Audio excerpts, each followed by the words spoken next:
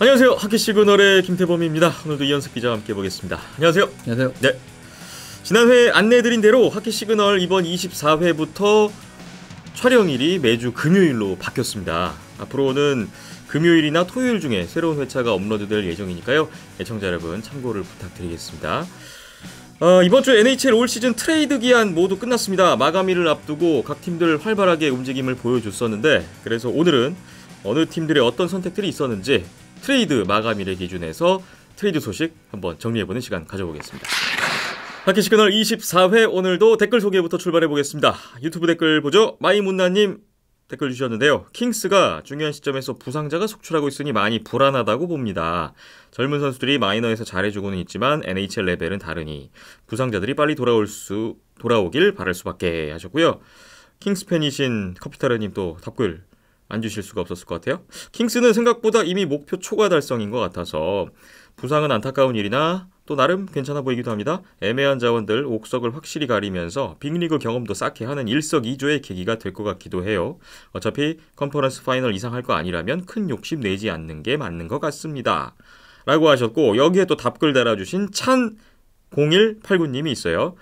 올해 킹스 기대도 안 했는데 밑에 친구들이 잘 받쳐줘서 기대보단 성적이 좋은 것 같네요. 혹여나 코피타르, 다우리, 브라운, 은퇴 전에 젊은이 친구들이 잘해줘서 컨퍼 파이널 정도 기대해 보네요 하셨습니다. 세 분이서 LA 킹스에 대한 의견을 나눠주셨어요. 올 시즌 현재 모습은 기대 이상이라고 많은 분들이 좀 생각하시는 것 같아요. 이현숙 기자님의 LA 킹스 올 시즌 남은 전망은 좀 어떻게 보고 계세요? 예, 뭐 지금 정도 하지 않을까 싶기는 한데 2위 정도는 가능하다? 예, 못해도 플레이오프는 갈 가능성이 높다라고 보시면 될 것 같아요. 뭐 에드먼턴한테 이제 추격을 당할 가능성은 있는데 밴쿠버나 베이거스보다는 확실히 지금 우세하다라고 볼 수 있거든요. 상황 자체가 많이 좋습니다. 그런 부분에서도 그 프리시즌 예상 정도 하고 있는 것 같아요. 예, 딱 그 정도. 한 2위, 3위 정도. 그때 3위 정도라고 3위로 제가 말씀을 드렸었는데, 그렇죠.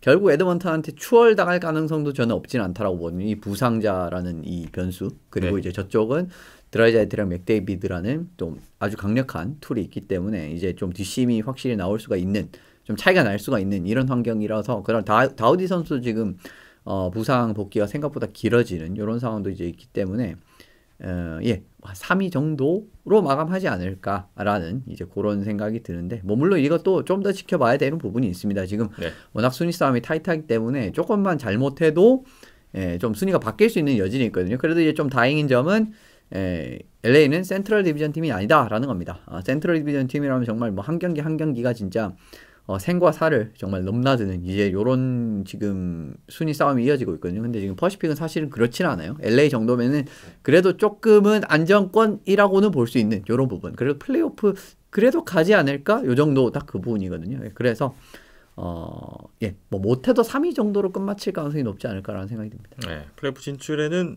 낙관적인 그런 또 말씀을 해주셨어요. LA 킹스에 대한 댓글 잘 봤습니다. 다음 커피타르님 댓글 또 있습니다. 한편 러시아, 벨라루스가 동반 제거되면서 IIHF 대회에도 큰 변화가 생길 것 같습니다. 우리는 D1A에 편하게 잔류할 수 있을까요? 탑 디비전 하브리그에도 뭔가 변화가 있을까요? 하셨어요. IIHF에서 러시아와 벨라루스에 대해서 제재를 가했죠. 앞으로 IIHF 주간 대회 참가할 수 없게 된 두 나라인데, 일단 남자의 경우에는 탑 디비전에 속해 있던 세계 랭킹 3위 러시아, 14위 벨라루스가 이제 빠지게 되면서 당장 올해 5월 월드 챔피언십 탑 디비전이 좀 참가팀이 바뀌었어요. 프랑스와 오스트리아가 D1A에서 탑 디비전으로 올라가게 됐고요. 디비전 1 그룹 A 우리나라가 속해 있는데 우리의 그 세계 선수권 상대가 또 바뀌었습니다. 그렇게 되면서 정리해드리면 프랑스, 오스트리아가 빠지고 D1A에 리투아니아가 새롭게 합류하면서 지금 우리나라 포함해서 5팀이 D1A를 구성하게 되는 이런 지금 구도가 만들어졌어요. 자, 이게 상당히 큰 변수가 되긴 될 것 같습니다. 뭐 탑 디비전에게도 그렇고 우리가 속해 있는 D1A에도 그렇고요. 뭐 다들 이제 좀 좋은 상황이 됐죠. 왜냐하면 이제 두 팀이 올라갔는데, 이제 두 팀이 탑 디비전으로 올라갔는데 1A로 올라온 팀은 한 팀밖에 없기 때문에 결국 5팀이 이제 지금 1A를 치르는 좀 이제 기형적인 구조를 띠게 됐고, 근데 올라가는 팀, 내려가는 팀은 똑같습니다. 한 팀, 두 팀.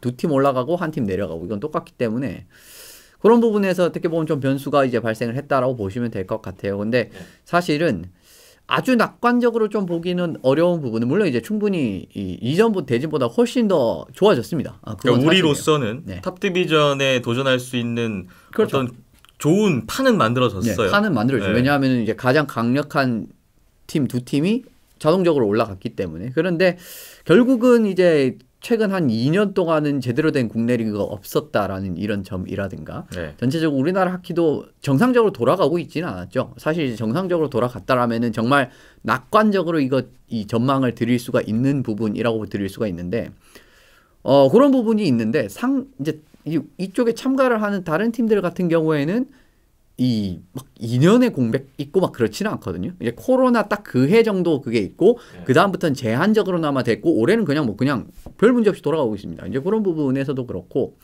뭐 굉장히 공격적으로 지금 이 어디냐 루마니아 같은 팀 같은 경우에는 뭐 육성을 하고 있는 부분 젊은 자원이라든가 아니면 뭐 해외 리그에도 팀을 보내가지고 뭐 이제 당연히 국내 리그도 돌아가는 부분이 있고요. 네. 그런 부분까지 생각을 해본다면은 마냥 낙관적으로 볼 수 있을 만한 부분은 저는 아니라고 봅니다. 그러니까 물론 이제 상황이 좋아진 건 사실인데 100% 가겠다라는 보장은 글쎄요. 이게 워낙 또 5팀들끼리의 라운드 로빈 대결이기 때문에 조금만 삐끗해도 상황이 굉장히 안 좋아질 수가 있거든요. 이제 그런 부분에서 변수를 만들 만한 팀이 없냐라고 하면 그것도 아니에요.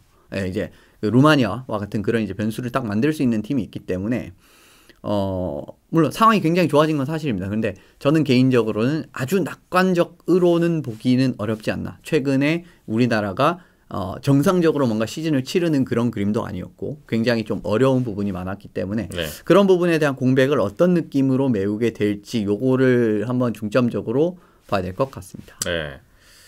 자, 이제 한 2달 정도밖에 남지 않았어요. 이렇게 상대가 바뀌었고 구도가 바뀐 세계선수권의 상황.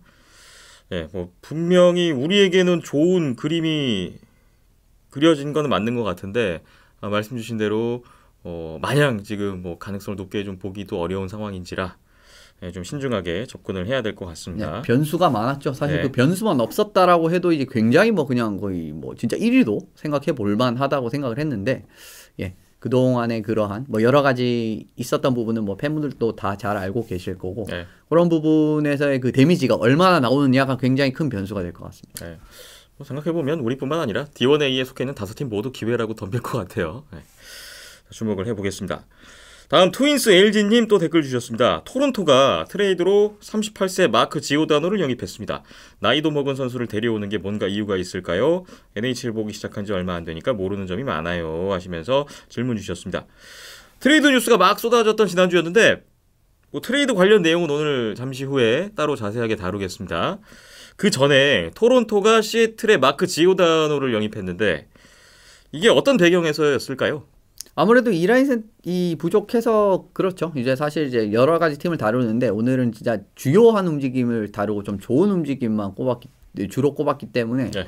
토론토 내용은 들어가 있지 않습니다. 그래서 이제 좀 말씀을 드리면 일단 지오다노 영입을 하면서 이 라인 좀 부족한 수비진 같은 부분에 대한 공백을 좀 꾸릴 수 있을 것 같아요. 그래서 이제 더 이상 저스틴 홀 선수를 이 라인에 기용할 필요가 없을 것 같고 항상 이제 저스틴 홀 선수가 굉장히 많은 실수를 저지르면서 이제 경기를 좀 어렵게 만드는 그런 이제 요인을 많이 만들었는데 네. 예, 그 부분이 어느 정도는 보완이 되는 부분도 있고 이제 브로디 선수와 이제 또 지금 이제 토론토로 호흡을 맞추고 있는 브로디 선수와 예전에 캘거리 시절 같이 이제 라인메이트였습니다. 1라인으로 네. 자주 나왔기 때문에 그런 부분도 어느 정도는 생각이 된 부분이라고 할 수가 있겠죠. 그런데 이제 말씀을 주셨듯이 나이가 일단 많다라는 부분은 기량이 예전 같지 않다라는 것과 이제 동일한 의미를 지니기 때문에 이런 부분에서 아무래도 예전과 같이 아주 이제 어떻게 보면은 사실 이제 전성기 때도 지오다노 선수가 아주 그렇게 수비력에서 정평이 나 있고 이런 유형의 선수는 아니었거든요. 오히려 이제 공격적인 부분에서 어떻게 보면은 뭐 슈팅 그리고 이제 패싱 이런 능력이 또 좋은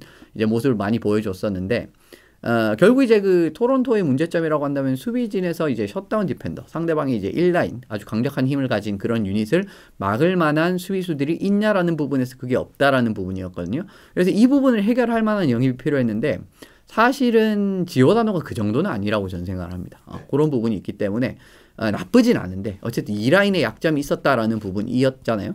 수비적인 부분의 안정감을 그래도 조금이라도 채워줄 수 있는 홀 선수보다 훨씬 낫거든요. 이제 그런 부분에서 감안을 해본다면은 어쨌든 좀 약점이라고 할 수 있는 이 라인을 보강을 하는 데는 성공을 했습니다만은 여전히 이게 우승에 걸맞는 그 정도의 전력인가라는 부분에선 저는 아직까지는 좀 물음표를 드리고 싶고, 그리고 이제 골텐딩까지도 어쨌든 지금 그 토론토는 문제가 되고 있는 부분이 있기 때문에 그 부분까지 더해지는 점까지 생각을 해본다면은 예, 영입 자체가 나쁘다라고 볼 수는 없는데 이게 정말 뭐 컨텐더 정말 이제 방점을 찍을 수 있는 이제 뭐 컵 우승권의 방점을 찍을 수 있는 그런 움직임인가라고 하면 저는 그 정도까지는 아닌 것 같습니다. 네.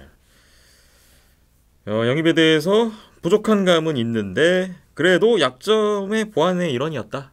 이렇게 예. 영입 이유는 그렇게 설명드릴 수가 있을 것 같군요. 예, 나쁘지는 않았어요. 네. 자, 이렇게 해서 모든 댓글 다 살펴봤습니다.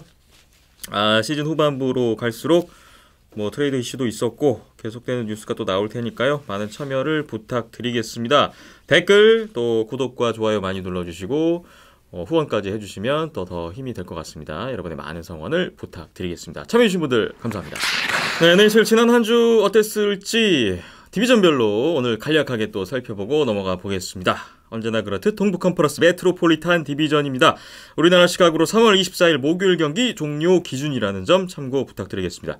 선두 캐롤라이나 허리케인스가 4연승 후에 4경기 연속 승리를 거두지 못하다가 템파베이전 승리로 5경기 만에 승리를 추가했고요. 2위인 피츠버그 펭귄스가 3연승 포함해서 지난주 5경기 3승 1패 1OT를 기록했고 캐롤라이나를 계속 위협하고 있습니다. 3위는 뉴욕 레인저스인데 템파베이 캐롤라이나 이런 상위권 팀들 잡은 건 좋았는데 좀 아일랜더스라든지 뭐 뉴저지라든지 이런 또 하위권 팀들에게 졌던 부분은 아쉬웠어요. 4위는 워싱턴 캐피털스입니다. 알렉스 오베치킨 선수가 통산 골 3위로 상승했던 아일랜더스전 승리까지 4연승을 달렸었고요. 이후에 댈러스전 패배로 오랜만에 정규패를 기록했죠. 5위는 콜럼버스 블루 재킷이고요. 6위는 뉴욕 아일랜더스입니다. 최근 8경기 6승 1패 1OT. 이런 분위기라면 콜럼버스 제치고 5위까지는 가능해 보이는 흐름을 보여주고 있습니다. 그리고 7위 필라델피아 플라이어스, 8위 뉴저지 데블스는 한 주 지나면서 또다시 7, 8위가 바뀐 모습을 확인할 수가 있습니다. 바로 이어서 동부 컨퍼런스 애틀랜틱 디비전 정리해보겠습니다. 1위는 플로리다 팬서스인데 7경기에서 6승 1OT라는 기세를 올리다가 5연패에 빠져있던 베이거스에게 패하면서 8경기 만에 정규패를 했습니다. 하지만 2위권 팀들 간의 거리를 벌리고 있는 플로리다고요. 2위는 토론토 메이플 리프스입니다. 보스턴의 추격을 받는 위협이 있었는데 지난주 3승 1패 템파베이를 제치고 2위로 올라섰습니다. 템파베이 라이트닝이 3위로 내려갔는데요. 레인저스 캐롤라이나에게 연패를 당했죠. 최근 7경기 2승 5패 좀 어려운 시기를 보내고 있고요. 보스턴 브루인스가 4위인데 지금 최근 6경기 5승 1패, 최근 15경기 12승을 올리면서 2위 토론토와도 2점 차밖에 나지 않습니다. 현재 애틀랜틱 디비전 2, 3, 4위가 1점 차 간격으로 좁혀져 있습니다. 디트로이트 레딩스 5위에 있습니다. 밴쿠버전 승리로 7경기 만에 승리를 올리기는 했는데 최근 9경기 2승에 그치는 부진에 빠져 있고요. 6위는 버펄로 세이버스입니다. 캘거리, 밴쿠버, 피츠버그 모두 연장 승부 끝에 잡고 3연승을 달렸던 지난주였습니다. 7위는 오타와 세너터스고요. 8위 몬트리얼 커네이디언스는 최근에 올렸던 그 상승세는 다소 좀 누그러들었던 지난주의 모습이었습니다. 동부 컨퍼런스 2개 디비전 간략하게 한번 봤는데 글쎄요, 지금 뭐 메트로폴리탄 디비전은 큰 변화는 없고 애틀랜틱 디비전 2, 3, 4위가 좀 굉장히 좀 뭉치게 됐거든요. 예. 예, 토론토와 템파베이 순위 변화도 있었고요. 예. 어떻게 보셨어요? 보스턴이 확실히 제일 눈에 띄는 것 같습니다. 지금 최근의 경기력 같은 부분이라든가 뭐 영입 자원 같은 부분까지 생각을 해봤을 때는 앞으로는 보스턴이 조금 더 상승 기세를 탈 수 있어 보이거든요. 네. 그래서 이제 저는 보스턴이 아무래도 이 조금 위쪽에서도 끝낼 수 있을 가능성이 충분히 있을 것 같아요. 그러니까 이 1위까지는 어렵지 않을까 싶은데 토론토 제가 생각한 순위는 플로리다, 템파베이, 보스턴, 토론토 정도는 충분히 그림이 나올 수 있을 것 같거든요. 물론 이제 토론토도 충분히 아직까지 할 만하고 뭐 사실 세 팀의 격차는 뭐 거의 없는 상황입니다. 그렇습니다. 예, 그런 부분은 있는데 지금 보스턴 같은 경우에는 결국 이제 2라인 조합도 꽤 잘 찾아낸 부분이 있고 항상 이제 그게 숙제였던 부분이 있었거든요. 이제 그런 부분을 잘 찾아낸 부분도 있고 그다음에 수비진에서 이제 좀 무게감이 부족했던 부분도 이번에 영입 린돌럼 선수 영입을 하면서 네. 그 부분도 잘 보완을 해냈기 때문에 이렇게 상승 곡선을 타고 올라갈 수가 있는 그런 상황이다라고 볼 수가 있거든요. 좋은 흐름에서 또 이제 이런 전력 보강이라든가 새로운 라인도 찾고 이런 부분이 있었기 때문에 다른 두 팀보다는 상황이 조금 더 좋지 않나라는 생각이 드네요. 그런데 네. 템파가 전체적으로 지금 좀 경기력이 약간 좀 톱니바퀴에 맞게 딱딱 돌아가는 그런 느낌이 확실히 좀 적고 토론토는 전력상에서 항상 좀 이제 좀 약점이 있는 팀이기 때문에 결국은 보스턴이 조금 더 위에서 맞힐 가능성이 높을 것 같아요. 최근에 보스턴의 기세가 그만큼 강해 보인다라는 말씀으로 해석을 하면 될 것 같고 어쨌거나 지금 상위 4팀의 이 혼전 양상 플로리다가 조금 유리해 보이긴 합니다만 아직 20경기 정도 남았어요. 계속해서 좀 봐야 될 것 같습니다. 동부 컨퍼런스 먼저 정리해봤습니다. 서부 컨퍼런스 센트럴 디비전 살펴보겠습니다. 콜로라도 애벌란치가 1위죠. 시즌 첫 무득점 패배 후에 2경기 연속 셧아웃 승으로 만회를 했고 4연승까지 달리다가 밴쿠버에게 패했던 지난주였습니다. 2위 세인트루이스 블루스는 최근 6경기 중에서 5경기에서 승점을 올리면서 2위 자리 지키고 있고요. 3위 미네소타 와일드가 지난주에 좋았어요. 보스턴, 시카고, 베이거스와의 3경기 모두 승리했고 3연승을 가져갔습니다. 최근 7경기 5승 1패 1OT. 미네소타가 자력으로 디비전 2위가 가능한 입장이 되어 있어요. 4위 내시빌 프레데터스는 최근 10경기 역시 7승 3패 상위권 경쟁을 이어가고 있습니다. 댈러스 스타스가 5위인데 4연승 후에 3연패를 또 당했어요.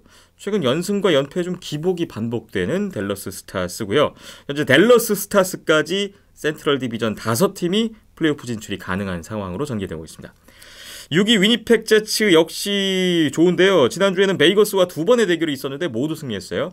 최근 8경기 6승 2패 좋은 분위기의 위니펙 제츠입니다. 7위는 시카고 블랙호크스고요. 8위 애리조나 카이오츠.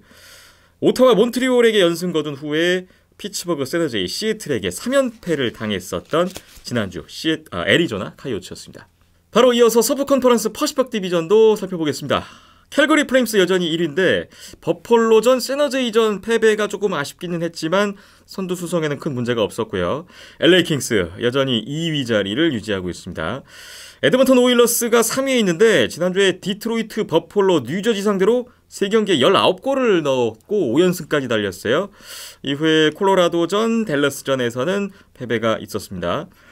4위는 베이거스 골든나이츠입니다. 5연패 빠졌었죠. 플로리다에게 승리하면서 5연패는 끊었는데 이후에 미네소타 위니펙에게 또 연패를 당했어요. 이제는 베이거스가 플레이오프 진출이 불가능한 위치까지 떨어져 있습니다. 5위 밴쿠버 캐너스입니다. 6경기 연속 승리가 없던 디트로이트에게 졌어요. 이후에 2패 1OT가 이어졌는데 콜로라도를 잡으면서 다소 만회를 했습니다. 6위는 애너하임 덕스입니다. 원정 5연전을 3패 2OT로 마치더니 이후에도 연패가 길어졌고요. 최근 8경기 승리가 없어요. 6패 2OT. 큰 부진에 빠졌고 이제는 애너하임이 플레이오프 진출권과는 다소 멀어졌습니다. 샌드지 샤크스 여전히 7위인데요. 플로리다, LA, 콜로라도 이런 상위권 팀들과의 좀 부담스러운 지난주 일정이었는데 5경기 2승 2패 1OT를 했습니다. 8위는 시애틀 크라켄입니다. 여전히 승점 46점, 리그 최하위권의 모습을 보여주고 있습니다. 동부 컨퍼런스에 비한다면 서부 컨퍼런스가 좀 아직까지는 변수가 좀 많은 것 같아요. 변동 가능성도 좀 많고요. 센트럴 퍼시픽 좀 마찬가지인 것 같은데 서부 컨퍼런스 한 말씀 주실까요? 그래도 센트럴이 5팀이 나갈 가능성이 조금 더 높다라고 생각은 됩니다. 그래서 이제 퍼시픽은 결론적으로는 좀 그 3위까지 뭔가 이제 들어가야 되지 않을까라는 이제 그런 부분이 있어요. 그래서 결국은 센트럴 디비전 지금 4위까지 승점이 지금 이제 78점대죠. 근데 이제 퍼시픽은 이제 2위까지 78점이기 때문에 이제 승점 차이부터 일단 좀 납니다. 그런 부분에서 일단 5팀이 올라갈 가능성은 센트럴 쪽이 조금 더 높다라고 생각이 들고 베이거스 골든 나이츠가 확실히 지금 분위기가 너무 안 좋아요. 부상자가 일단 많다라는 부분도 있고 게다가 그 창단 첫 이제 정규 5연패를 당했습니다. 이번에 이제 그런 부분에서도 워낙 이제 베이거스 골든 나이츠가 지금 요 자리까지 또 떨어진 이제 이런 요인인데 사실 이 팀은 정말 부상만 없다라고 한다면은 충분히 지금 캘거리와 1위 싸움을 하고 있을 만한 팀이라고 생각을 하거든요. 근데 지금 부상도 부상이고 사실 이제 셀러리 캡도 지금 굉장히 타이트하게 돌아가는 상황이잖아요. 그래서 풀 전력을 사실은 발휘할 수가 없는 상황이고 지금 캡 여하에서는 예, 그런 부분도 있는데 너무 부상이 생각보다 많아지다 보니까 이거는 정말 감당을 할 수 있는 수치를 넘어서 버린 겁니다. 최근 베이거스 골든 나이츠의 그 선발 명단을 보시면은 이 굉장히 경험이 없는 선수들이 많아요. 특히 이제 수비진 같은 부분도 그렇고 골리도 지금 레네르 선수가 지금 부상으로 나가서 뭐 톰슨 선수가 올라온다든가 뭐 지금 그런 느낌으로 굉장히 어려운 시즌을 보내고 있는 부분이 있기 때문에 아무래도 이렇게 치열한 싸움에서 이 믿을 수 사실 좀 상대적으로 좀 덜 믿어온 자원인 건 사실이잖아요. 이제 원래 주전들 선수들보다는 그런 선수들로 이 치열한 싸움을 사실은 이기기는 쉽지가 않아요. 이제 그런 부분이 그대로 나온다라고 보시면 될 것 같은데. 어쨌든 베이거스 골든 나이츠가 억지로 뭔가 플레이오프에 올라가게 되고 뭐 와일드카드 2번이 됐든 3위가 됐든 이렇게 억지로라도 올라가서 이제 그때 이제 캡 상한이 풀리잖아요. 이제 그때부터 이제 선수들이 이제 막 또 다 들어와서 본전력이 발휘가 된다라고 하면 전 베이거스가 골든 나이츠는 여전히 큰 거를 만들어낼 수 있는 팀이라고 생각을 합니다. 근데 지금 그게 어려워졌다라는 부분 자체는 이거는 이제 베이거스도 이제 아무도 사실 생각하지 못했던 부분이 있는데 어쨌든 그 이유 자체는 너무나 부상자가 많다라는 부분에서의 그러한 문제점이라고 보는데 지금 이제 17경기 뭐 10몇 경기 남은 이런 시점에서 어떤 변수로 를 만들어내면서 지금 베이거스가 좀 분위기 전환할 수 있을지 한번 봐야 될 것 같아요. 네, 베이거스가 당장 플레이오프 가는 게 시급한 과제가 돼버렸는데 뭐 어쨌거나 뭐 와일드카드 2위로 올라가게 된다면 지금 콜로라도랑 만나게 되는 플레이오프 1라운드가 될 가능성이 높잖아요. 콜로라도로서도 베이거스가 올라오면 이게 또 이게 정말 편치 않아요. 네. 콜로라도도 사실은 정말 1위하고도 정말 최악의 상황이 펼쳐질 수 있는 상황은 뭐냐면 지금 와일드카드 2번 이 될 가능성이 있는 지금 상황에서 와일드카드 2번이 유력한 팀들이 댈러스 아니면은 베이거스입니다. 다들 콜로라도한테 안 좋은 기억들을 안겼던 최근 2년 동안 그 팀들이에요. 그리고 올해 같은 경우는 지금 댈러스와 지금 3번의 경기를 다 치렀는데 상대전적 밀립니다. 그런 부분. 그리고 베이거스랑도 지난 플레이오프를 이제 면밀하게 보신 분은 아시겠지만 1차전을 제외하고는 시종일 건 베이거스가 그냥 압도적으로 그냥 이 콜로라도를 좀 찍어 누르는 그런 양상으로 펼쳐졌었거든요. 감독도 그대로고 부상자도 다 복귀를 한다면은 그러한 그 그림이 재판되지 않으리라는 법이 없습니다. 그런 부분이 있기 때문에 전 전체적으로 진짜 콜로라도가 진짜 1위긴 한데 좀 많이 좀 불안할 수도 있을 것 같아요. 자, 이렇게 뭐 살펴본 대로 참 끝날 때까지 예측하기가 좀 어려운 좀 센트럴 디비전, 퍼시픽 디비전 마찬가지인 것 같아요. 자, 다가올 한 주 또 어떤 변화가 또 있겠죠? 결과를 기다려 보면서 계속해서 또 많은 관심을 부탁드리겠습니다. 오늘 각 디비전 정리는 여기까지 하겠습니다. 하키 시그널 함께하고 계시고요. 이제 오늘의 뭐 본론이 될 것 같습니다. 앞서 오프닝 때 말씀드린 대로 올 시즌 트레이드 시장이 모두 끝났습니다. 지난주에 참 많은 뉴스들이 쏟아져 나왔고 마감일에 또 근처에 다가가서 각 팀들의 좀 선택의 시간이 다가왔었죠. 여러 가지 움직임들이 있었는데 오늘 간략하게나마 한번 정리를 해 보겠고요. 모든 트레이드를 오늘 다 다루지는 못한다는 점, 네, 시청자 여러분께 좀 양해 말씀 먼저 드리겠습니다. 좀 주요 뉴스들, 좀 눈여겨볼 만한 어떤 트레이드들을 오늘 좀 정리하는 시간으로 한번 꾸려볼 테니까 함께 해주시면 감사하겠습니다. 자, 먼저 이번 그 트레이드 여러 팀들 가운데서 그래도 좀 좋은 점수를 줄 만한 팀들을 저희가 좀 뽑아봤죠. 일단은 대부분이 좀 좋은 점수를 줄 만한 팀들입니다. 한 팀 빼고 그렇고요. 대부분이. 왜냐면 뭐 일단 좋은 거를 일단 먼저 다뤄야 되지 않겠습니까? 사실 이제 어중간한 움직임을 보여주는 팀들도 당연히 있었고 여기를 보강을 해야 되는데 왜 얘네들은 움직이지 않지? 그런 팀들도 있었어요. 근데 이제 그런 걸 다 다루기에는 좀 이제 시간적으로 좀 이제 부족한 부분이 있는 부분이 있고 그래서 이제 잘한 팀들 일단 위주로 말씀드리도록 하겠습니다. 이번 트레이드 시장 긍정적인 점수를 줄 수 있는 팀들 살펴볼 텐데 일단은 플로리다 팬서스 선정해봤습니다. 현재 동부 컨퍼런스 1위 팀인데 우승 도전을 위해서 큰 움직임들을 보여줬어요. 그냥 뭐 원하는 걸 딱 얻었죠. 그런 부분에서 어떻게 보면 제일 뭐 잘했다라는 이제 부류엔 당연히 들어가야 될 것 같습니다. 정리를 해보면 클로드 지루 선수, 벤 셔로트, 로베르트 헤그, 게르만 룹초프, 예고르 코르시코프 선수를 데려왔고요. 일단 내준 것은 2023년, 2024년 1라운드 지명권 2장에 2023년 3라운드 지명권에 오원 티핏 선수까지 보내는 이런 움직임이 있었습니다. 예, 뭐 추가적으로 더 받은 자원이 있는데 이제 네. 주로 메인 자원들이다라고 생각하시면 됩니다. 주 자원들. 네. 자, 여기서 지금 가장 눈에 띄는 이름은 바로 클로드 지루예요. 예, 결국 지루란 선수를 영입한 승리는 이제 플로리다 팬서스가 됐습니다. 이제 그 부분에서 사실은 지루 선수가 이제 뭐 시간이 지나게 되면서 행선지가 점점 좁혀졌었거든요. 네. 이제 뭐 이제 최근에 좁혀졌을 때도 플로리다, 그 다음에 콜로라도, 보스턴, 뭐 레인저스 뭐 이런 팀들까지도 마지막까지 뭔가 이야기가 나오다가 그 조금 더 시간이 지나니까 이제 지루 쪽에서 이제 그 보스턴과 레인저스는 가고 싶지 않다라는 이야기. 그래서 이제 승선지가 2개로 좁혀지게 됐고 결론적으로 조금 더 좋은 오퍼를 올렸었던 이 플로리다 쪽으로 이 지루의 행선지가 결정이 됐습니다. 네. 자, 클로드 지루 선수는 장점이 워낙 많은 선수고 지금 플로리다가 안 그래도 공격적인 진이 좋은데 예. 지루까지 들어온다면 대단하겠는데요. 예, 기대감이 큽니다. 그렇죠. 일단은 뭐 마감일 최고 주목 자원이었죠. 그런 부분에서도 그렇고 네. 정말 뭐 강력하다라고 말씀을 드릴 수가 있고 뭐 오늘도 이제 결국은 1라인에서 바르코프의 윙어로 이제 출전할 가능성이 굉장히 높았는데 실제적으로 이제 그렇게 나왔습니다. 그래서 굉장히 짧은 시간 만에 이제 또 포인트를 올리는 뭐 이제 그런 결과도 있었고요. 예. 아무튼 주목 자원인 지루를 영입을 했고 굉장히 낮은 가치로 잡았습니다. 생각보다 많이 안 줬어요. 원래는 지루 선수에 대한 그 가치로 1라운드 한 장이랑 굉장히 좋은 젊은 선수 한 명이랑 그리고 이미 자리 잡은 NHL 선수 이런 느낌으로 이제 플래처 GM이 요구를 했던 걸로 이제 이야기가 많이 나왔는데 결과적으로는 이 괜찮은 NHL 선수를 못 받았습니다. 네. 예.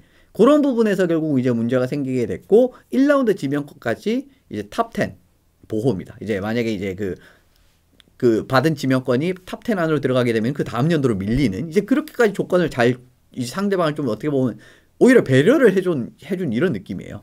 이제 그런 느낌으로 어떻게 보면 이 플로리다 입장에서는 더 낮은 가치로 이제 굉장히 좋은 선수 이제 어떻게 보면 컵을 이제 드는데도 굉장히 크게 도움이 될 수 있는 뭐 이런 선수를 영입을 했다라고 말씀을 드릴 수 있을 것 같고 파워플레이에서 오른쪽 이제 사실 오늘 경기에서 그렇게 이제 활용을 하지 않았었는데 파워플레이에서 오른쪽 뭐 원타임 옵션이라든가 그다음에 플레이메이킹 능력 뭐 이런 부분에서도 이제 출중한 능력을 보여줄 수 있기 때문에 뭐 지루 선수 굉장히 이제 좋은 뭐 자원이 될 것은 이제 분명하다라는 생각이 듭니다. 네, 클로드 지루 영입이 가장 일단 눈에 띄는 부분이었고요. 그리고 수비수 부강도 있었습니다. 이 점도 긍정적으로 볼 수 있겠어요? 네, 셔로트 선수와 해그 선수가 영입이 됐습니다. 결국은 이제 사실은 이거는 또 동시에 에크블레드 선수가 또 부상을 당했습니다. 사실은 작년에도 이제 플레이오프 다가와서 큰 부상을 당하면서 그 플레이오프 때 에크블레드가 못 나왔죠. 그 부분도 어떻게 보면 이제 템파에게 질 수밖에 없었던 요인이지 않나, 지는데 영향을 준 요인이지 않나라는 생각이 들었는데 에크블레드가 어쨌든 또 부상을 당했습니다. 근데 이번에는 뭐 플레이오프 때는 돌아올 것이다라는 이야기가 좀 지배적이긴 한데 어쨌든 또 부상을 당하게 되면서 수비진을 조금 더 보강을 해야 될 필요가 생겼어요. 그래서 이제 해그 선수를 영입을 했고요. 그 다음에 좀 이제 수비형 수비수가 전체적으로 좀 부족을 하다 보니까 셔로트 선수도 이제 영입을 했고 셔로트랑 해그가 이제 모두 좀 더 수비적인 컬러에 들어가 있는 선수이기 때문에 이런 부분에서도 이제 이 팀 수비진에 좀 안정감을 채워줄 수 있는 자원으로서 셔로트 해그 나쁘지 않거든요. 이제 이런 부분 또 생각을 해본다면은 큰 문제 없이 좋은 영입을 했다라고 보시면 될 것 같아요. 네, 공격과 수비 양쪽에서의 적절한 보강 좋았고요. 뭐 그리고 뭐 코르시코프 선수도 아까 잠깐 언급이 됐었는데 뭐 이러한 그 나머지 움직임들도 괜찮았다. 이렇게 볼 수가 있겠습니다. 사실 도미 선수 트레이드에 이제 들어가게 되면서 어떻게 보면은 지금 캡을 조금 더 활용을 할 수 있는 상황이잖아요. 왜냐하면은 지금 그 에크블레드 선수가 장기 부상자 명단에 들어갔기 때문에 그만큼 캡이 보전이 되거든요. 그 공간을 허투루 쓰지 않고 어차피 캡이 좀 남으니까 이제 도미 선수의 계약을 어느 정도 짊어지면서 샐러리를 어느 정도 짊어지면서 그 대신 이제 코르시코프 선수를 받았단 말이에요. 캐롤라이나에서. 이 부분도 나쁘지 않은 부분은 지금 코르시코프 선수가 지금 로코모티프에서 꽤 괜찮은 파워포워드 자원으로서의 지금 그 좋은 모습을 보여주고 있거든요. 그런 부분을 보여주고 있기 때문에 뭐 마민이 그랬던 것처럼 뭐 들어와가지고 진짜 뭐 직전감으로 활용할 수도 있는 자원입니다. 물론 이제 마민보다는 사실 이제 그 기대치가 조금 낮은 자원이긴 한데 이런 부분을 생각을 해봐도 이제 남는 공간까지도 허투루 쓰지 않는 이런 부분까지 좀 움직임. 꼼꼼한 움직임 보여줬다라고 요약을 드리면 될 것 같아요. 네, 플로리다 팬서스 좋은 점수를 줄 수 있는 첫 번째 팀으로 뽑아봤는데요. 어떻게 보세요? 이 정도 구성이면 올 시즌 플로리다 팬서스의 그 성적 최대 기대치는 어디라고 보십니까? 동부 결승까지 충분히 가능하다고 생각합니다. 충분히 가능하다. 예, 동부 결승까지는 충분히 가능하고요. 근데 동부 결승에 일단은 어떤 팀이 올라오게 되느냐에 따라서 이 부분은 조금 갈릴 수는 있을 것 같은데 충분히 스탠리컵 결승까지도 노려볼 만한 한 전력인 것 같습니다. 네. 근데 일단 변수가 될 수 있는 부분은 뭐 이제 뒤에 가서 이제 말씀을 드리게 될 텐데 일단은 예 충분히 이건 동부 결승으로 잡죠. 예, 동부 결승 3라운드 정도로 잡고 뭐 결승을 또 이제 스탠리컵 결승은 또 이 서부 쪽에서 어떤 상대가 올라오느냐 뭐 이런 복합적인 변수가 있기 때문에 네. 그런 부분은 이제 조금 더 지켜봐야 되지 않을까. 근데 어쨌든 뭐 동부 결승까지는 큰 우승 후보로서는 가능할 뭐, 것 같습니다. 예, 충분히 가능한 그런 지금 전력이 구축돼 있다고 보면 될 것 같습니다.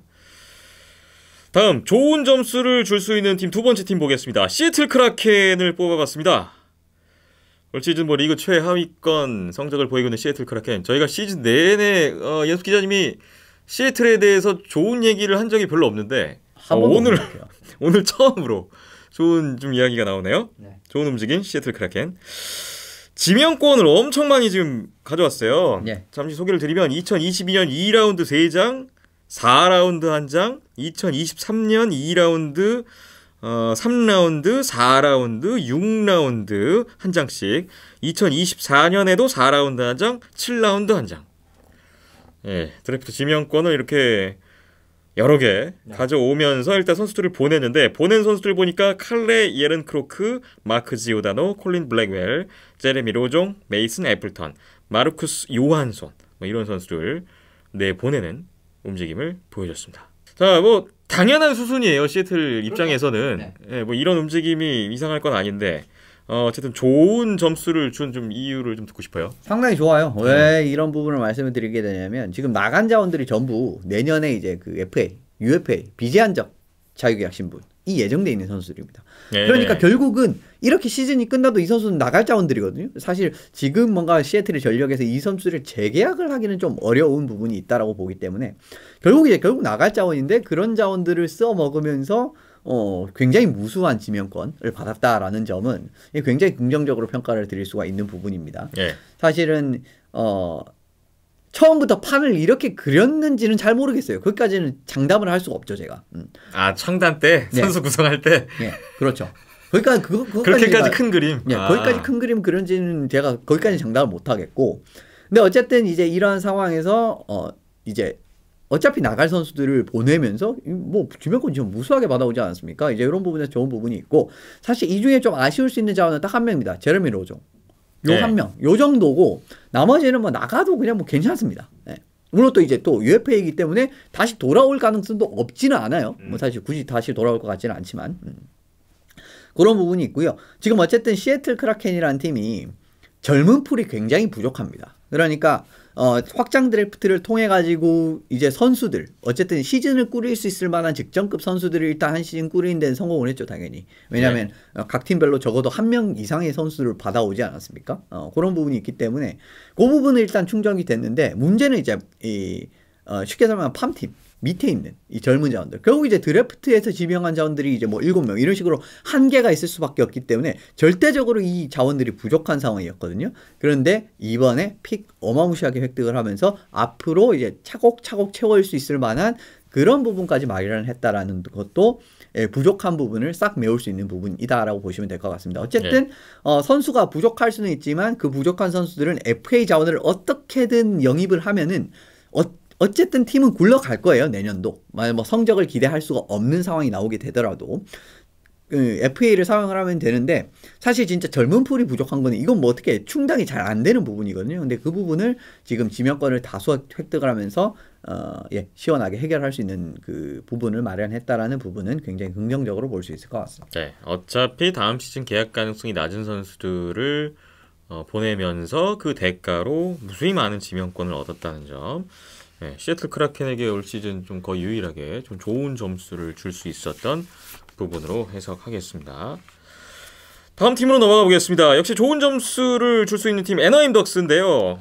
애나임 덕스가 최근 갑자기 좀 분위기가 안 좋아지면서 뭐 올 시즌은 이제 좀 어렵다고 판단한 게 아닌가 뭐 이런 생각도 듭니다. 움직임을 보니까 좀 그래요. 애나임 덕스 일단은 데려온 자원들 보니까 드루 헬리슨, 도미니크 시몬, 잭 에스턴 리스, 칼레 크랑 이런 선수들, 또 우르호 바카나이넨 이런 선수들 들어왔고요. 지명권도 얻었어요. 2023년 2라운드 2장, 2022년 1라운드 1장, 2024년 2라운드 1장, 2022년 2라운드 1장 이렇게 챙기는 움직임이었습니다. 그리고 내보낸 선수들은 리카르드 라켈, 함프스 린드올름, 조시 맨슨 이런 선수들이 있었습니다. 결단을 내린 것 같습니다. 에너하임 덕스가. 어떻게 보셨습니까? 그러니까 이 얼마나 GM의 능력이 중요한가, 이 에너하임 덕스만 보셔도 한 방에 아실 수가 있습니다. 지금 버비크 GM이 얼마나 능력이 있는가라는 부분을 이런 부분에서 보실 수가 있는데 그 부분을 설명을 드리면 빠르고 정확하게 판단을 했어요. 지금 상황에서 분위기가 좀 처지는 상황이잖아요. 처져서 플레이오프가 지금은 어떻게 보면은 좀 가게 되는 게 크게 의미가 없는 상황이 지금 펼쳐지게 될 수가 있습니다. 만약에 지금 뭐 예를 들면 라켈이라든가 린돌름이라든가 그냥 맨슨을 그냥 남겨놓고 플레이오프에 뭐 막차 타는 느낌으로 들어가게 돼봤자 결국 뭐 콜로라도나 이런 팀을 이기기는 지금 어려운 상황이거든요, 에너하임이. 그리고 이거 지금 당장 그런 성공을 바랄 필요도 없는 팀이고 아직까지 지금 그 주축 자원들이 조금 더 이제 성장을 할 수가 있는 상황이기 때문에 그렇게 말씀을 드리는 거고요. 이런 상황에서 조금 분위기가 처지니까 빠르게 결단을 내린 거죠. 그냥 어차피 올 시즌 이렇게 가봤자 뭐 애매하게 끝나기보다는 그냥 지금 시점에서 약간 손을 놓고 젊은 선수들 또 이제 뭐 풀을 채우자. 이런 느낌의 이제 과감한 주축 자원 일부 보낼 수 있는 자원들을 보내면서 풀을 채우자라는 부분인데 굉장히 저는 이런 선택이 좋은 선택이라고 생각을 합니다. 그래서 옳은 판단이다라고 생각을 하고요. 팀의 중요 자원이긴 해요. 라켈, 린드올름, 맨슨 다 굉장히 중요한 역할을 했었던 자원이었죠. 그런데 이 선수들도 마찬가지로 계약의 만료가 다가오는 상황이었습니다.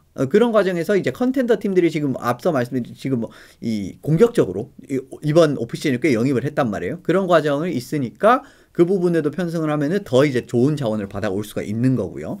아무래도 경쟁이 더 심해지면 심해질수록 더 리턴이 커지지 않습니까? 이런 부분이 있다라고 말씀을 드리고, 사실 그 어린 자원들이 지금은 공격진에는 굉장히 지금 많이 자리 잡았잖아요. 뭐 지그레스부터 시작을 해가지고 뭐 지금 공격진은 솔직히 말씀드리면은 크게 걱정할 필요가 없습니다. 에너하임이. 이 지금 올라오는 자원들이랑 뭐 일부 베테랑 뭐 지금 게틀레프 이런 선수들은 뭐 1, 2년 더 계약을 해도 별 상관이 없고요.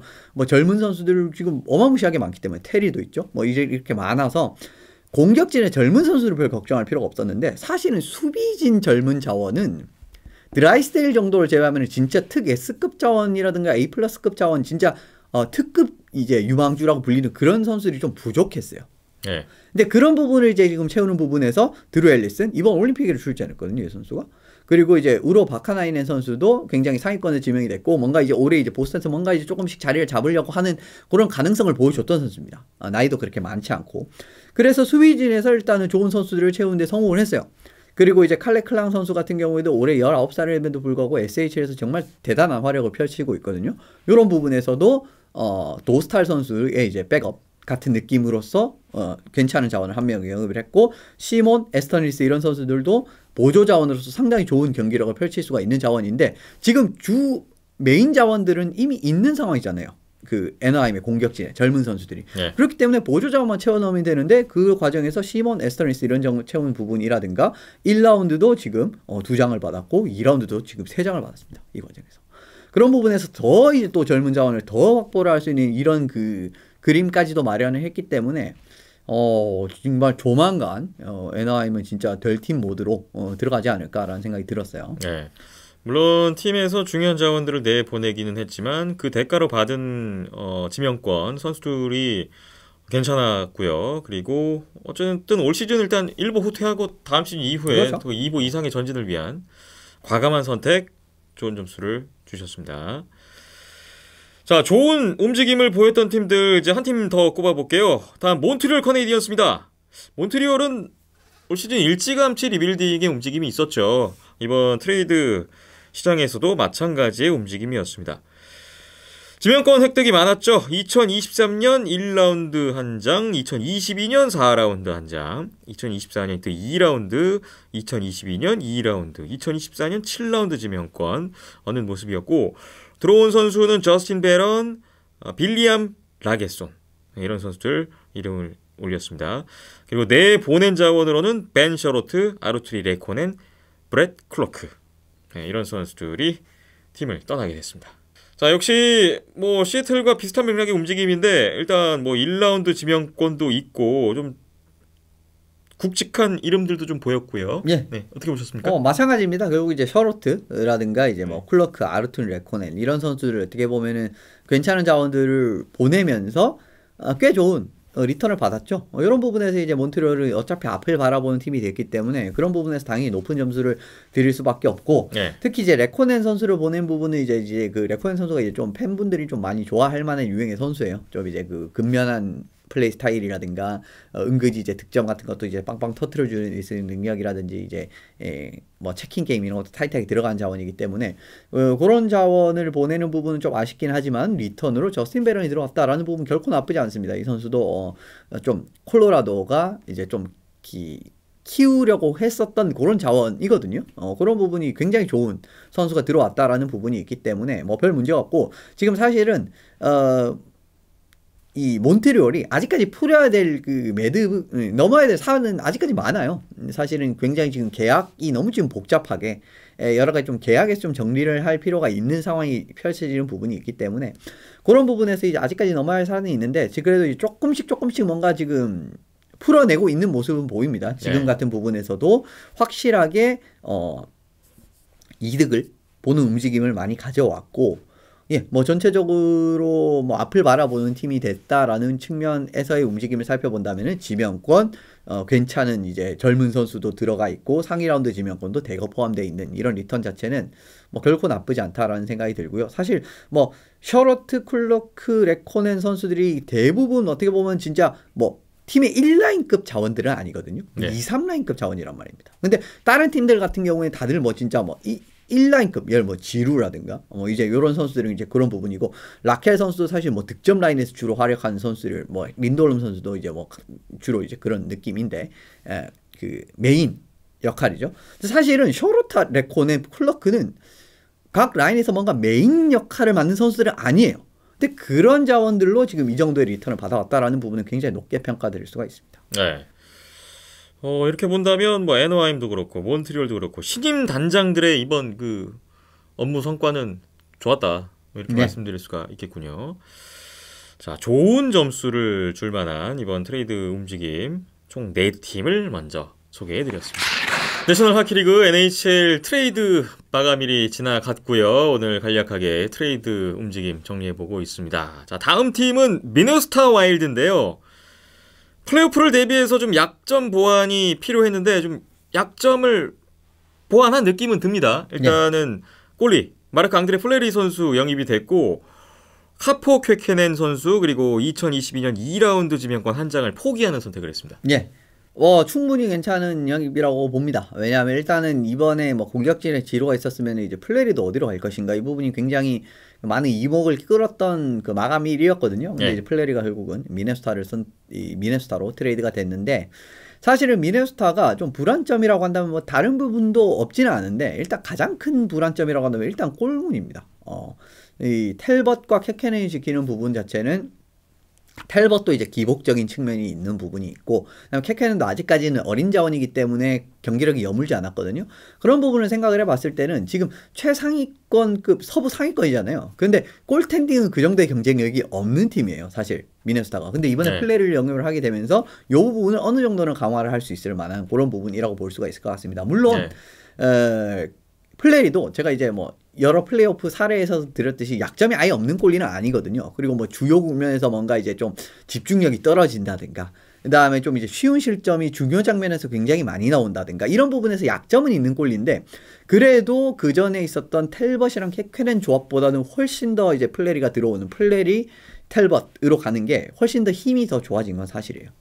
더 이제 컨텐더급으로 이제 이 골문이다 라고도 볼 수가 있는 거고 그 정도가 되면은 물론 이제 아예 100% 만족스럽지는 않습니다만은 그 정도면 충분히 좋은 경쟁력이 있다라고 해석을 하시면 될 것 같고요. 캐캐넨 선수는 이제 결국 뭐 사실 이 선수를 키우게 되면은 나쁘지는 않았는데 지금 어쨌든 미네소타가 뭔가 좀 큰 거를 노릴 수 있는 이제 그런 상황이 됐고 사실 순위 싸움도 이제 하다 보면은 지금 센트럴 2위까지는 또 올라갈 수 있는 상황이잖아요. 충분히 이제 이런 부분까지 생각을 해봐도 조금 더 이제 힘을 주는 이제 이런 선택을 한 것 같고요. 사실은 아직까지 센터진도 한 명 더 영입을 했으면 더 좋지 않았을까. 저는 뭐 지루랑 진짜 플레리가 세트로 들어왔으면 더 좋지 않았을까라는 생각을 하긴 했는데 네. 어쨌든 뭐 조스트 선수도 영입을 했어요 이번에. 여기에는 이제 들어가 있지는 않지만 콜로라도가 트레이드로 조스 선수를 영입을 했기 때문에 센터진도 조금 늘리는 데는 성공을 했고 골텐딩은 어쨌든 지금 서부 상위권 경쟁을 할 수 있을 정도의 레벨에는 충분히 들어가지 않았나라는 부분에서 좀 필요한 부분을 좀 잘 채운 미네소타가 된 것 같습니다. 네. 플레리 선수가 시카고에서 미네소타로 넘어왔는데 이 시카고와 미네소타 일단 뭐 팀 체계도 다르고 동료가 바뀌었잖아요. 플레리 선수와 이 미네소타와의 상성은 좀 어떻게 전망하세요? 아직까지 뭔가 말씀을 드린 부분은 없는데 그래도 네. 시카고보다는 확실히 이제 미네소타가 전체적인 체킹 게임이라든가 선수진의 깊이도 그렇고 더 좋은 팀은 분명하거든요. 그래서 아마 시카고 때보다 성적 때보다는 아마 더 좋게 나오는 건 분명할 겁니다. 근데 네. 이게 결국 이제 플레리를 이제 보유를 한 부분에서 고질적인 문제점이 언제 나오느냐라는 부분이에요. 그 부분이 되게 될 텐데, 그게 이제 큰 변수가 되게 되겠죠. 미네소타가 앞으로 플레이오프에 나가게 된다면. 네. 미네소타 와일드 일단 플레리 골텐딩 보강은 좋았다 이렇게 말씀을 드리겠습니다. 다음 팀 보겠습니다. 콜로라도 애벌렌치입니다. 당연히 우승을 노리는 팀인데 자 어떤 움직임을 보였을까요? 일단 조시 맨슨, 니코 슈트룸, 아르투리 레코넨, 앤드류 코글리에노 선수를 보강했습니다. 그리고 내 보낸 자원으로는 드루 헬리슨, 타이슨 조스트, 저스틴 베런 선수가 있고요. 2023년 2라운드 지명권 한 장, 24년 2라운드 한 장, 5라운드 한 장, 이렇게 좀 지명권도 주는 그런 움직임이 있었습니다. 자, 콜로라도 에버랜치도 좀 필요한 부분을 채웠다 이렇게 평가할 수 있을 것 같은데요. 그렇죠. 아무래도 이제 콜로라도 애벌렌치의 약점이라고 한다면은 좀 피지컬적인 플레이를 이제 잘 선보이는 팀들에게 갉아먹히면서 지는 이런 이제 그림이 여러 번 나오게 되면서 아무래도 이 부분을 좀 이제 그 경계한 보강인 것 같습니다. 맨슨 선수라든가 슈트름 선수라든가 전체적으로 이제 사이즈가 이제 굉장히 좋은 선수들이고 그 다음에 레코넨 선수랑 코글레는 선수 같은 경우에는 어떻게 보면은 그 수비력 같은 부분이라든가 좀 근면함, 스케이팅 이런 이제 수비적 같은 부분을 어떻게 보면 좀 보완을 해줄 수 있는 자원이기 때문에 이 부분이 이제 어떻게 보면 좀 플레이오프를 이기는 데는 도움이 되는 자원들이거든요. 이러한 지금 4명의 선수들의 스타일이 그런 부분 자체는 이제 굉장히 좋다라고 말씀을 드리고 그리고 작년에 사실은 사드 선수와 돈스코이 선수가 이제 3라인에 이제 막 이런 식으로 출전을 하게 되면서 1라인에 3라인까지 정말 굉장히 막기가 버거운 팀이었거든요. 그래서 사실은 콜로라도가 올해는 그런 느낌은 아닙니다. 1, 2라인 정도가 좀 위협적인 느낌이었는데 그런 부분도 어떻게 보면 레코넨이 들어오는 부분에서 어느 정도는 그래도 좀 경쟁력을 예전만큼은 아니지만은 조금은 복구를 했다라는 부분은 나쁘지 않은 점인데 그래도 이제 조금 아쉬운 부분 자체는 이렇게 다 주면 지금 이제 뭔가 콜로라도의 생각보다 이제 앞으로 젊은 선수 중에 치고 올 만한 선수들이 굉장히 많이 이제 팀을 떠나게 됐습니다. 이번에 조스트 선수도 결국 이제 물론 이제 이 선수가 올해 성장 폭이 그렇게 크지 않은 부분도 있긴 있는데 이 선수도 뭐 장기적으로 이제 꽤 이제 그 성장 폭이 있는 유형의 선수였고 헬리슨 이번에 나갔죠. 그런 느낌으로 이제 공격 수비에서 이제 어떻게 보면 좀 잘 키워야 되는 선수를 나가고 저스틴 베런 선수도 이번에 나갔거든요.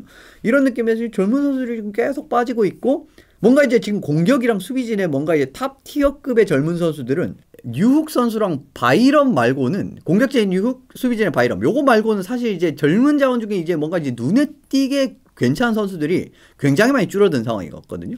그런 부분이 있기 때문에 정말 올해는 승부를 봐야 됩니다. 콜로라도도 앞으로의 이 흐름을 생각을 해본다면은 진짜 올해는 승부를 봐야 될 타이밍이고 이게 또 조금 더 느려지면은 뭐 조금 더 1년, 2년 조금 더 가게 되면 이제 맥키넌 선수 재계약을 해야 되거든요. 맥키넌 선수 재계약을 해야 되는데 맥키넌 선수가 지난 재계약을 할 때 페이컷을 했어요. 자기가 이제 조금 그 연봉을 좀 덜 받고 그 돈으로 다른 전력을 이제 늘리자라는 이제 그런 부분이었는데 이제는 페이컷 안 할 거거든요, 아마. 그런 부분까지 생각을 해본다면 맥키넌 선수도 아마 캡이 굉장히 많이 뛰게 될 겁니다. 그렇게 되면 콜로라도가 더 전력을 지금 유지를 하기가 어려운 상황이 펼쳐질 가능성이 높기 때문에 정말 이제 승부를 볼 타이밍이 저는 왔다라고 보고 뭐 그 부분 지켜보시면 좋을 것 같아요. 빨리 우승을 해야 된다 그렇습니다. 이런 뜻인데 올 시즌에 어떻게 했습니까? 이 정도 이제 구축해서 플레이오프를 가는데 어려울 것 같습니다. 아하. 올해도 여전히 저는 콜로라도는 여전히 정규 시즌에는 강한 모습을 보여주지만 플레이오프 때는 좀 약점이 많이 들통이 날 수 있는 그런 팀에 큰 변화가 없고 저는 올해 콜로라도가 작년보다 약해 보이거든요. 작년 전력보다는 전력적인 측면에서 봤을 때 네. 그런 부분을 작년에도 성공을 하지 못하지 않습니까? 더 강력한 전력으로. 근데 올해 지금 사실은 이런 불안 요소 같은 부분이 좀 덜 터졌을 뿐이지 이게 올해도 이제 좀 터질 만한 불안 요소들이 있어요. 곳곳에 산재하고 있습니다. 그 부분 이제 플레이오프 뭔가 이제 이야기를 할 때 말씀을 드리게 될 텐데 네. 여전히 물론 좋아졌습니다. 지난번부터 좋아졌어요. 근데 여전히 저는 아직까지는 전력적인 측면에서 뭔가 플레이오프에서 재미를 보기는 조금은 힘든 팀이라는 생각이 아직까지도 지워지지가 않거든요. 근데 네. 이런 부분에 대한 제 우려를 불식시킬 수 있을지 그 부분 한번 장기적으로 지켜보시면 좋을 것 같아요. 필요한 부분을 채웠고 괜찮은 움직이었지만 우승까지는 여전히 부족하다. 네, 이렇게 말씀드려야 될 것 같군요. 콜로라도 애벌란치까지 살펴봤습니다. 이제 마지막 한 팀 더 보겠습니다. 필라델피아 플라이어스입니다. 성적만으로 보면 다시 한번 실패한 시즌이 되고 있죠. 근데 뭐 아까 잠깐 예고가 됐는데 좋은 점수를 주지 못할 뭐 유일한 팀으로 오늘 뽑아봤습니다. 필라델피아 플라이어스. 일단 정리해보죠. 얻은 자원으로는 오원 티피스 선수가 있고요. 2023년 3라운드 지명권 2장, 24년은 1라운드 지명권 1장, 23년 4라운드 지명권 1장을 받았습니다. 그리고 클로드 지루, 저스틴 브론, 데리크 브라사르 선수가 나가는 모습의 필라델피아 플라이어스였습니다. 자, 필라델피아 하면 뭐 이현수 기자님이 또 개인적으로 또 좋아하는 팀이고 애정이 있는 팀인데 그렇습니다. 가장 낮은 점수를 줄 수밖에 없는 이유를 지금부터 한번 들어보죠. 클로드 지루 선수가 일단 중요한 그렇죠. 핵심 이 카드였는데 이게 뭐 만족스럽지 못하다는 말씀이신 것 같아요? 네, 뭐 그냥 안 될 팀의 전형을 보여주고 있는 것 같습니다. 지금 필라델피아가 여러 가지 행보 자체가 지금 뭐 트레이드로 뭔가 지금 어떻게 보면은 필라델피아 프랜차이즈 역사상 제일 뛰어난 선수라고 하면 지루 선수라고 할 수가 있는데 가치를 설정한 것조차 못 받았어요. 이 정도로 지금 깝깝한 상황이고 물론 이제 콜로라도는 이제 베런 선수랑 1라운드를 제안을 했다라는 이야기가 있습니다. 그러니까 그거보단 낫죠. 지금 이제 지금 받은 자원들이 결국 이제 픽이 조금 더 하나가 상위권 픽을 하나 더 받았으니까 플로리다인데 근데 이것도 솔직히 말씀드리면 충분하지 않다라고 보거든요. 게다가 이제 연봉 보조해줄 건 다 해주고 참 깝깝합니다. 그런 부분이 있고 기준이 설정하면은 그 정도는 저는 받아와야 되지 않나 라는 생각이 들거든요. 그러니까 팀의 설정 기준 앞서 이제 지루 선수 플로리 때도 말씀을 드렸지만은 1라운드 한 장 확고한 실적을 가진 직전가 NHL 선수 그리고 앞으로가 좀 유망한 젊은 선수 한 명인데 결국 충족이 안 됐어요. 이게 이런 부분에서의 좀 문제점이 보이는 부분이라든가 그다음 저스틴 브론 선수를 이제 뭐 트레이드로 보낸 거는 나쁘진 않은 움직임인데 이 선수를 영입할 때 지금 내보낸 것보다 더 큰 가치를 주고 영입을 했거든요. 결국 그것보다도 못 받았습니다. 결국 손해다. 결국 손해입니다. 결국 또 손해를 받고 그 다음에 사실 이제 꼴리 이제 마틴 존스 이런 선수들도 내보내면서 뭔가 픽 같은 걸 받아야 되는 자원이거든요. 근데 그것도 못 받았어요. 참 뭐 여러모로 뭔가 이제 뭐 픽도 제대로 못 받고 뭔가 팀이 제대로 굴러가는 느낌도 아니고 그냥 깝깝한 뭐 그런 상황이 이어지고 있다라고 보시면 되는데. 사실 브론 같은 유형의 선수들은 베테랑 수비형 수비수 이런 선수들 같은 경우에는 이 은근히 컨텐더 팀급에서 수요가 있는 유형의 선수들이에요. 그래서 그렇기 때문에 실제로 이제 레인저스가 데려가게 됐고 그렇게 수요가 있는 팀 선수라면은 조금 더 가치를 더 잘 받을 수 있는 상황이거든요. 근데 뭐 그런 것도 제대로 하지 못했고 뭐 지루 선수도 제대로 못 팔았고 뭐 전체적으로 지금 플래처 GM이 저는 개인적으로 들어온 이후에 필라델피아가 제대로 뭔가 돌아가는 움직임이 더 안 나오고 있는 것 같거든요. 오프 시즌에 뭐 리스톨라인은 뭐 지난 시간에 계약도 언급을 드렸었고 게다가 뭐 앨리스야 뭐 그 부상이니까 뭐 그렇다고 쳐도 지금 뭔가 뭐 회심의 카드로 뭐 영입을 하고 뭐 이런 부분이 제대로 실효를 발휘하는 부분이 거의 없는 것 같아요. 지금 플래처 GM이. 이런 느낌에서도 지금 답답한 흐름이 이번 이제 이 마감 1에도 이런 모습을 볼 수가 있었는데 저는 이런 느낌이면 앞으로 플레이어스가 당분간도 좀 힘든 뭔가 그림이 나오지 않을까라는 생각이 많이 든 느낌이 들었습니다. 우선은 클로드 지루 선수의 대가가 기대에 너무 못 미쳤다는 부분 가장 좀 아쉽게 다가오고요. 뭐 그 외에도 만족스럽지 못한 그런 지금의 상황들. 참 저희가 지난주에도 리스톨라이넨 선수 왜 이런 계약을 했을까라고 말씀을 드렸는데 또 바로 이어서 필라델피아에 대해서 좀 이렇게 또 좋지 않은 또 평가의 말씀을 또 드리게 되네요. 트레이드 이렇게 간략하게는 아마 오늘 정리해 봤습니다. 뭐 이 외에도 많은 움직임들이 있는데 이게 과연 이제 앞으로 어떻게 결과로 나올지 좀 봐야 될 것 같고, 일단 플레이오프를 준비하는 팀들의 선택, 플레이오프는 이미 좌절이 또 되어가는 그런 팀들의 선택, 이 선택이 좀 어떤 결과로 이어지고 또 많은 또 팬들에게 만족과 또 불만족을 줄지 함께 지켜보는 재미도 또 쏠쏠할 것 같습니다. 다가올 한 주 동안에 어떤 경기들이 있는지 주간 매치업 프리뷰해 드리겠습니다. 우리나라 시각 기준으로 안내 드리겠습니다. 3월 26일 토요일 오전 8시 경기 피츠버그 펭귄스 대 뉴욕 레인저스입니다. 메트로폴리탄 디비전 상위권 순위 경쟁에서 아주 중요한 맞대결이 될 것 같은데 올 시즌 1차전 1대0으로 피츠버그가 승리를 거둔 바가 있습니다. 시즌 2차전 전망해볼까요? 네, 뭐 사실은 요 경기 같은 경우에는 지금 자리랑 셰스터로킨이라는 굉장히 이제 지금 디비전의 탑 티어급 골리들이죠, 둘 다. 이런 부분에서 이제 대결이라든가 순위가 정말 이 두 팀은 정말 박빙으로 치닫고 있습니다. 지금까지 거의 이제 큰 차이가 없는 이런 부분이 있는데, 사실 피츠버그가 조금 이제 분위기가 올라오고 레인저스가 약간은 좀 내려오는 과정에서 조금 차이가 나고 있거든요. 지금 이제 피츠버그 65경기에서 88점인데 레인저스는 64경기에서 85점이니까 거의 진짜 무조건 레인저스가 이겨야 뭔가 따라붙을 수 있는 이런 요건이 갖춰지기 때문에 이런 부분을 보셔야 되고, 또 캐롤라이나가 같이 부진하는 바람에 피츠버그가 이거 또 캐롤라이나 승점을 따라잡을 수 있는 그런 상황까지도 이제 마련이 됐어요. 지금 2점 차이기 때문에. 물론 이제 경기 수가 피츠버그가 많아서 아직까지 불리하긴 한데, 그래도 어쨌든 승점을 따라잡는 데는 의미가 있는 부분이 있기 때문에 이런 부분에서 메트로폴리탄 최상위권 순위 경쟁 한번 지켜보시면 좋을 것 같습니다. 뉴욕에서 이 경기하고 4일 후에 또 피츠버그에서 또 한 번 대결을 갖는 일정이더라고요. 뭐 짧은 기간 안에 또 두 번의 맞대결을 펼치는 두 팀인데 이 첫 번째 경기 기대를 해보겠습니다. 3월 27일 일요일 오전 8시 경기로 넘어갑니다. 토론토 메이플 리프스 대 몬트리올 커네디언스. 만날 때마다 주목을 끄는 매치업이죠. 토론토 입장에서 승리가 좀 더 절실한 경기가 되지 않을까 싶은데요. 올 시즌 두 번의 맞대결 1승 1패를 기록하고 있는 두 팀의 시즌 3차전입니다. 예, 뭐 아무래도 토론토 입장에서는 무조건 잡아야 되는 경기죠. 몬트리올전은 이제 승점 차이라든지 이런 부분을 생각을 해본다면 무조건 잡아야 되는 경기인데 몬트리올 생각보다 그렇게 호락호락하게 지는 모습이 최근에 잘 안 나옵니다. 그런 느낌에서 상대방을 굉장히 이제 괴롭힌다든가 그다음에 끈질기게 따라붙는다든가 좀 예전에 볼 수 없었던 그런 부분. 이제 좀 부각이 되는 부분이 있기 때문에 마냥 쉬운 대결이라고 볼 수는 없어요. 그리고 이제 직전 경기에서는 토론토가 패배를 했었고 이런 부분까지도 재미있는 부분이 있고, 두 팀도 이제 오리지널 6 팀이기 때문에 굉장히 어떻게 보면 이 역사와 전통적으로 치열하게 맞붙었던 이제 이런 팀이라고 보시면 될 것 같거든요. 이런 부분에서 또 이제 전력 차이가 나더라도 라이벌 팀 같은 부분, 이제 제가 항상 말씀드리듯이 아무리 좀 전력 차이가 난다고 해도 좀 라이벌전 같은 부분은 이상하게 좀 접전이라든가 좀 난타전 뭐 이런 양상으로 좀 흘러갈 가능성이 있기 때문에 이 경기도 이제 그런 맥락에서 지켜보시면 전력의 차이는 있지만 생각보다 굉장히 치열한 이런 이제 경기를 보실 수 있는 경기라고 생각이 듭니다. 네, 몬트리올로서는 홈 6연전의 마지막 경기가 될 텐데요. 주목을 해보겠습니다.